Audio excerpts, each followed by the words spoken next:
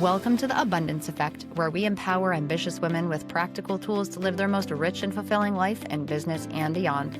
I'm your host, Larisa Makuch. Let's get started. Quick shout out before we begin.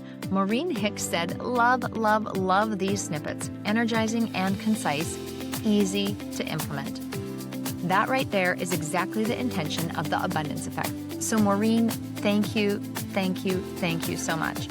And if you're listening and this show has supported you, leave a review. It means way more than you think, and I read every single one. Have you ever felt like you can handle really big things, but struggle with little teeny tiny small ones? Maybe like you're driven, you're capable, but still thinking, why can't I just get things together?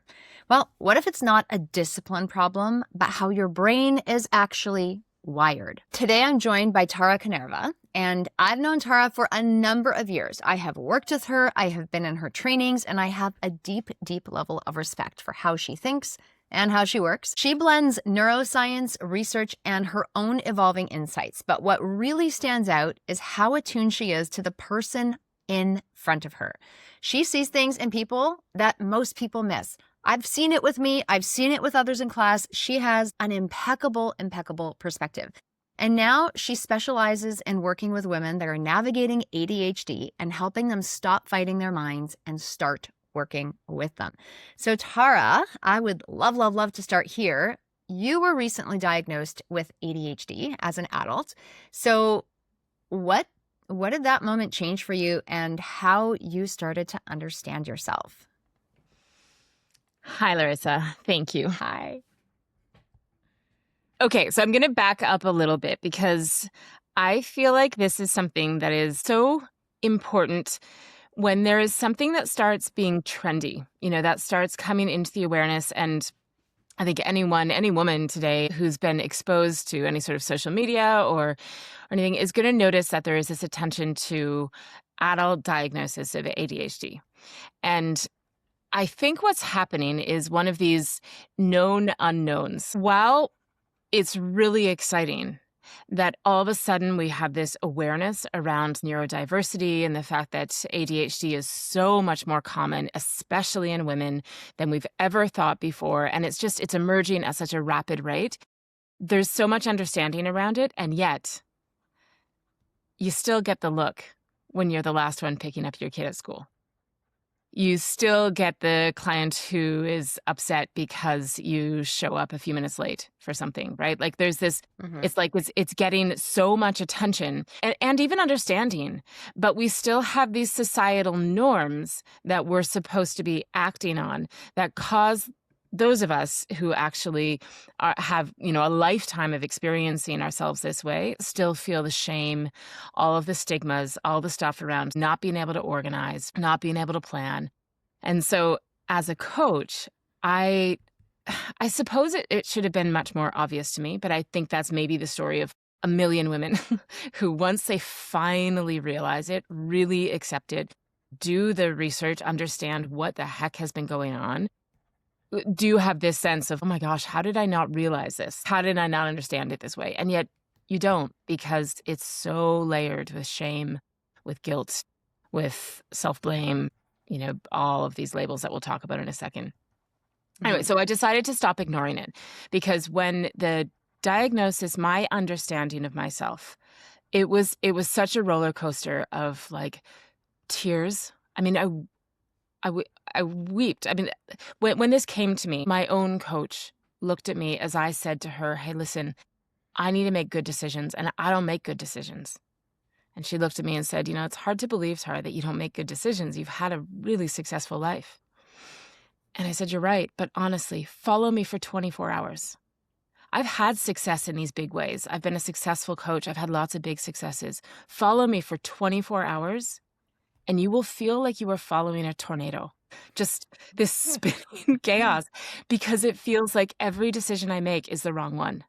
I think I have time here. I think I can do this. I say yes to this. I say no to this. At the end of each day, I'm exhausted, and I can always count the number of things that I wish I had done differently, organized differently. Understanding this and the roller coaster of tears and then relief and then this optimism for like, holy shit, I can change some of this stuff going forward. And then back to tears of can't believe the decades I have spent feeling so secretly like a total failure. All of that just led me to like, I'm not ignoring this anymore. I know that so many of the women that I have been coaching and my peers that I have worked with, they're struggling with the same thing. And I think I am absolutely suited with my NLP background, my coaching background, and my lived experience of this. There's no greater value I could bring, honestly, to people right now than to focus on this. Beautiful. And one of the things when we were initially discussing this topic and I saw it, I was like, you mentioned you're like neurodiversity, ADHD, and I'm going, oh my goodness, earmuffs. Because when I hear those words, I've seen so many labels and so many stigmas put on people. And I have my own issue with labels. And I think they could be very dangerous and give us excuses not to perform and to cop out. And I think a lot of people really misuse them. But I love how you're using this as an opportunity, not just to say, oh, I found out what's wrong with me, but to really go, okay, well, this is explaining a few things.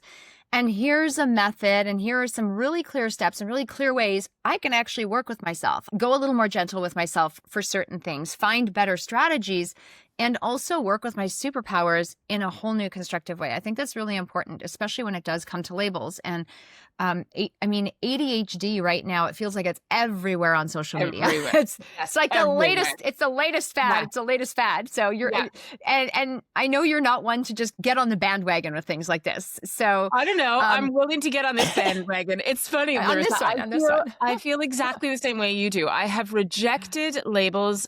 Like I couldn't stand the idea of people giving themselves excuses because of a diagnosis or a label or whatever. Yeah. I'm a practitioner who I'm not against medication, but I think it's so overprescribed. I think that people use this stuff as excuses in ways that really compromises their entire lives. And I think people have gone overboard, to be honest.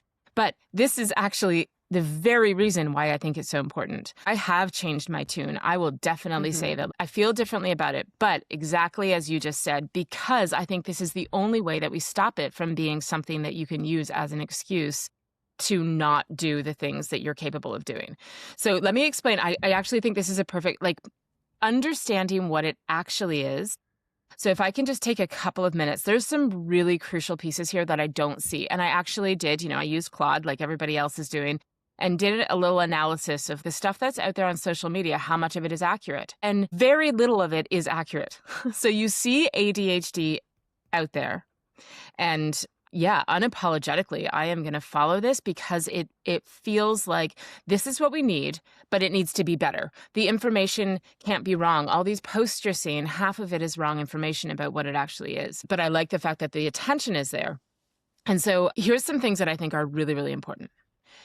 ADHD is diagnosable. So I was the first one. For 10 years, I've been rolling my eyes, being like, whatever. Like, oh, you can't focus? You have trouble focusing? Welcome to being a human being, right? When I told my mother that I thought that there was this diagnosis that was going to be significant for me to understand about myself, she was appalled. And she was like, there is no way, Tara. I'm 48 years old. She's like, there's no way that you have this. Because in her mind, what she was imagining was a 10-year-old boy who's hyperactive and can't sit still in class. Right? That's who gets diagnosed young. But what we understand now, the degree to which we understand that with girls, it presents so much differently. By and large, 80% of girls and women who have ADHD, it's not going to come out in this physical manifestation of not being able to sit still. It happens inside their mind. It's this inattentiveness in the mind. And what's really important to understand is that the fact that it is diagnosable, most people are just going to go through a list of symptoms, and only 13% of women will actually go to their doctors. And it's not easy to do, and it can be really expensive. Most people will just go through a list of symptoms and either say yes or no to those and then have a diagnosis. However, those people who are actually doing research on this in terms of the wiring in the brain, and this is where I'm very interested, can actually see that there is inactivity in the executive functioning. So in the cognitive part of your brain, so the part of your brain that plans, that organizes, that makes sense of things, that can predict things like time, like outcomes, that can, do all of this sort of organizing. We see in the brains of those people who actually have ADHD as a diagnosis that there's less activity there. Now, the only way that you can actually get really, really sharp executive functioning is if you have dopamine to stimulate the processes. This is true if you are a human being. So for all of us, there has to be this injection of dopamine. Then there's an alchemy that happens, right? There's a response, there are responders. And then when you get this dopamine into your brain, there is this high-level executive functioning, depending on your IQ and all of that kind of stuff, to the degree to which you can actually use it. People who have ADHD have low receptors.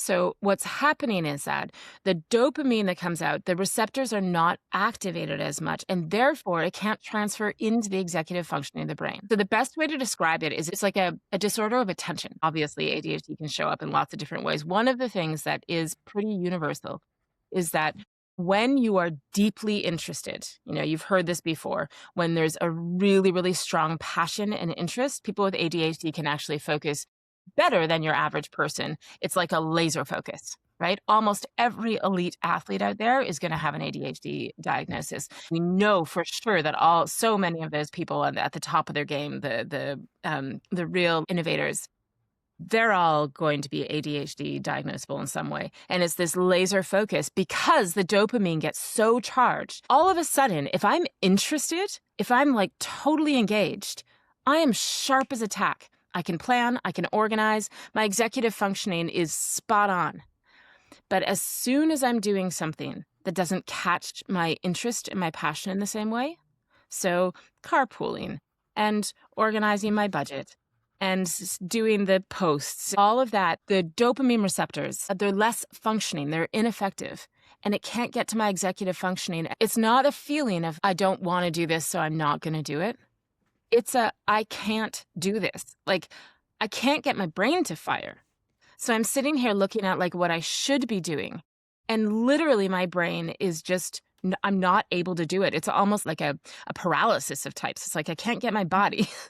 My nervous system doesn't understand how to do this. My brain is not firing. So all of that feels so debilitating. And you can't do it through sheer force of will. So all of that is really, really important for people to understand, that what you're dealing with is this dopamine thing. So what we would call like neurotypical is just a way of being able to experience the dopamine. So when you say to yourself, hey, I really need to get this budget done today, by 3:00, that's enough for the dopamine of like, I want to get this done, for the outcome of having it done and having it done on time and having it done well. That's enough dopamine for a neurotypical person to be able to get the executive functioning going and get the task done. In the absence of that is what we experience. Quick pause, because this is exactly where most women get stuck. They understand what's going on. They even know what to do, but they don't have a way to stay in it. And that's actually why I created the Momentum Lab. This is a simple weekly structure where we come together to do what might seem like the same things, just a little differently. And that's what creates real momentum. Not more effort, not more intention, just cleaner, more consistent follow through. If that's something you're craving, you can check it out in the link in the show notes or message my team Momentum on Instagram at My Abundance Academy, and we'll get you the details. So what do you do about it? Yeah. Big question. So what do you do about it? What's the next step? That's right. So the labels of too emotional, because it gets really emotional. You feel shame, you're upset with yourself, you feel like a loser, you feel like there's something broken. So there's all this emotional stuff that goes along with it, which plummets the dopamine even more. Lazy, all of these terms that we have. I happen to be an NLP coach. So learning this stuff, Larisa, you know this. We end up with these fixed ways of seeing things. So there's nothing wrong with the ADHD brain. All the parts are there. There's nothing wrong with it. It's the dopamine feed that's not working. So once I realized that this was the case, have you ever heard, a lot of us have read the book Profit First, and Yes. Yeah. And he talks about the idea of like, if you're going to make money, to create wealth, you have to be able to save money. Saving money for so many people is wired. It is this sort of sacrifice or something that you have to do and all this kind of stuff. In order to actually become really, really good at saving money, he talks about how you have to make it pleasurable. You have to associate it with the pleasure of like getting excited about the fact that you just saved $50. You can put $50 aside into that savings account And he generates this idea of like, the more you can get pleasure out of that, we are human beings. This is an NLP like fundamental. We move toward pleasure. We move away from what is pain. And so if we make the saving all full of pleasure, we're going to move toward it, right? And so we can't hack that. That's just human nature. For somebody who is lacking dopamine in things like doing the budget, organizing the kids' lunches, like all the crap that for me has been like, my kids are 12, 14, and 16. When you become a parent, all that shit, grocery shopping, planning the social calendar, getting your kids where they have to be on time, organizing their lives, helping them with homework. These are all the functions that are actually the hardest for us to do, right? And so a lot of women they've been able to get through their life, and then they become a parent and they just feel like such a failure despite a successful career and all this kind of stuff, right? Anyway, so the way to deal with this is to associate pleasure with those things that we have previously not known that what we have to do. We've been trying to push ourselves and force ourselves to do them because they're important and we value them. Like I value my kids getting to their stuff on time. I just can't do it. So the ability for me to use NLP, which is a tool where you can go inside and you can take these fixed ways of seeing something, right? So, I mean, just a tiny little example. If you said to me, Larisa, how do you feel about carpooling and getting to dance on time or whatever? Probably in my mind, I actually can see it right now. I kind of see like darkness because it's usually in the evening, driving the car, the internal representation in my mind of carpooling. And I'm always in a rush. So I'm always in a, elevated. And so just for people that don't know what internal representation is, like the picture in your brain. The picture in your brain, which unconsciously shows up every time you think about it. I don't stop and realize that's what I'm seeing in my brain. But this internal representation, every time you say a word or a thought or a concept or an idea, your brain gets a picture of it. If the picture that you see actually triggers you into a state that is not resourceful to this particular condition, then you're endlessly you're going to spend your whole entire life trying to force your brain to do something well that it can't do well given the conditions.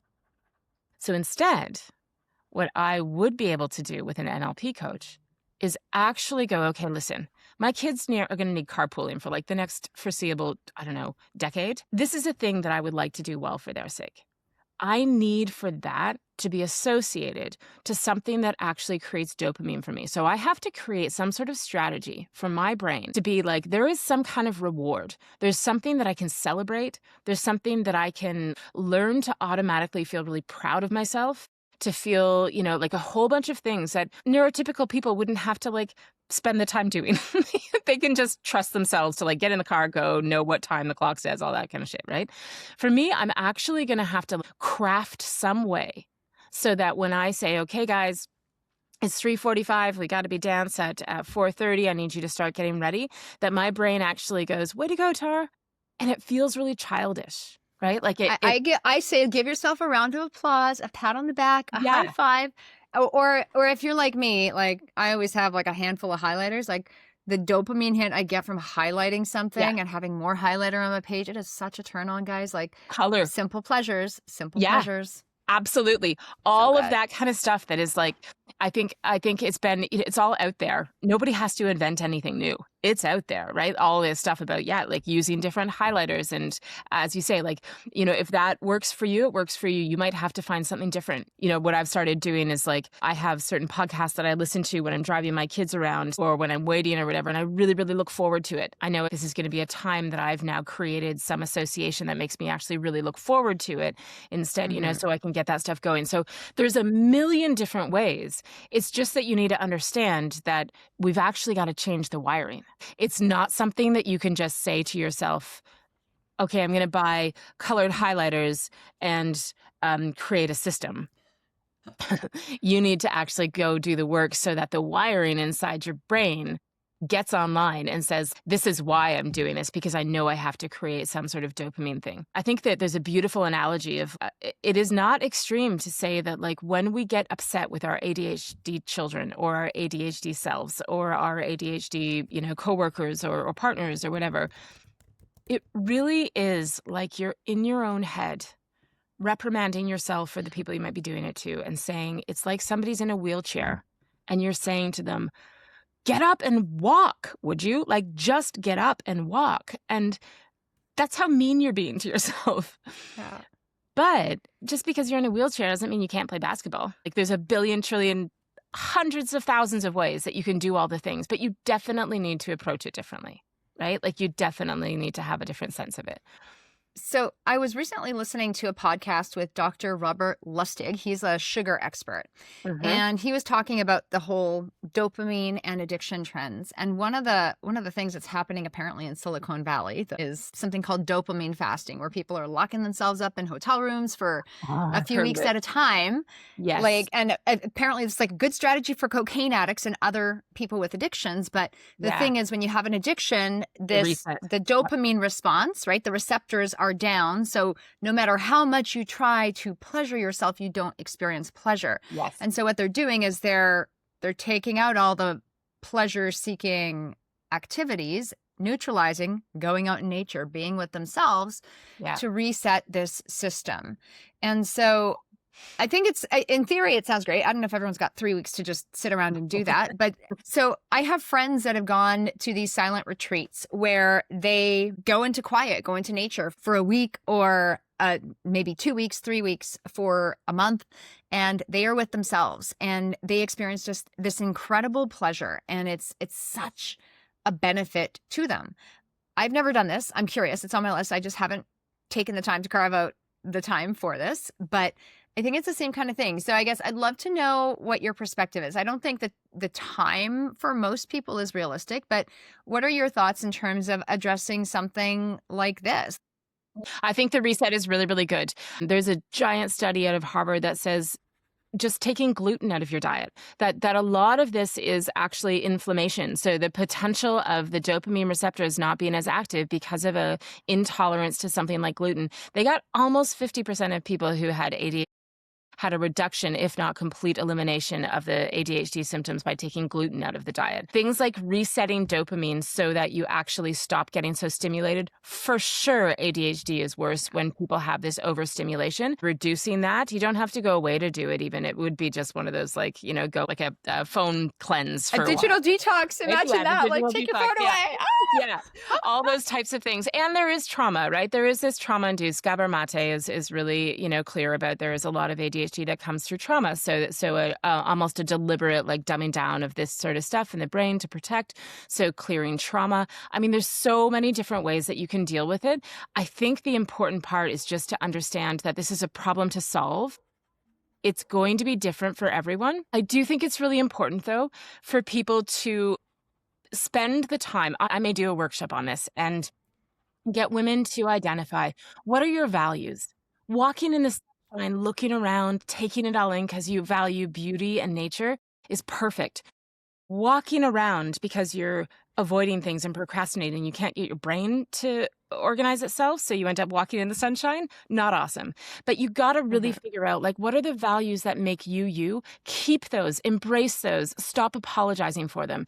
And then the things that are a result of this wiring, when they're compromising the quality of your life and what you want to get out of life, find a way to reorganize your wiring so that you can actually overcome them. And I think when you do that, the relief... I have to say, Tara, even before the whole ADHD thing, when you and I, we sat down and we revamped my values, because you were like, Larisa, a few things are misaligned. Like, you got good stuff going on, but there's just too many things going in different directions. So we did our values. We did one set and you're like, okay, these are nice. These are canned. We need to go deeper. I don't remember exactly what we did. It was a journey. It was a journey. Yeah. However, I do have to say that it was so much more on point and so different than I'd looked at values any other time. And I think that's one of the unique things that you really do bring to the table with your experience, your curiosity, you're like, you literally go out and look at every study under the sun because you can and because you're obsessed with it. So there is your advantage. Thank you for having a minor obsession or a huge obsession into this. But you really do walk your talk, and you do wholeheartedly see things that so many others don't. And I think the work that you do is so valuable. I'm really excited that you're going to be working with people that have these challenges, because I mean, everyone at some level probably has some aspect. However, like you said, For some people, it could be flipped. For some people, it can be managed. It's a different process for everyone. The big thing is it's not a one-size-fits-all formula. And if anyone ever says, here's one recipe, it's not. It's not that. We're all unique individuals. And I think you really do bring out the best in people. So with that, yes. Where can people find you? Where can people find you if they want to learn more about how to work with you and just have a consultation? Yeah, I do a 30-minute complimentary consultation with anybody. I am so excited about this. And because it's a new pivot for me, I am over the moon excited about talking to women who just suspect that maybe it's a spectrum, right? It's not one or the other. So if you even suspect it, book a complimentary consult with me. And my website is tarakanerva.com. And there's a very easy way just to book a 30-minute consult with me. I would love to talk to as many women as I could about this. And do that, because Tara's amazing. Like I said, I work with a lot of different people. Tara is one of the people that I keep coming back to. I'm like, Tara, I got this thing, and you're the person that needs to deal with this thing. And so she really is amazing. I can't recommend you enough. We will make sure to put the link in the description of this video. So if you don't know how to spell Tara Kanerva, you can go there. But it's easy peasy. And she is very friendly and very gentle. Any final takeaways or any final words of wisdom for our audience? Just that it's so important to embrace who you are. And the more you can learn about how your own brain works, it is exciting. It's thrilling to understand how it works. And there's solutions for everything. It's just a matter of really embracing it.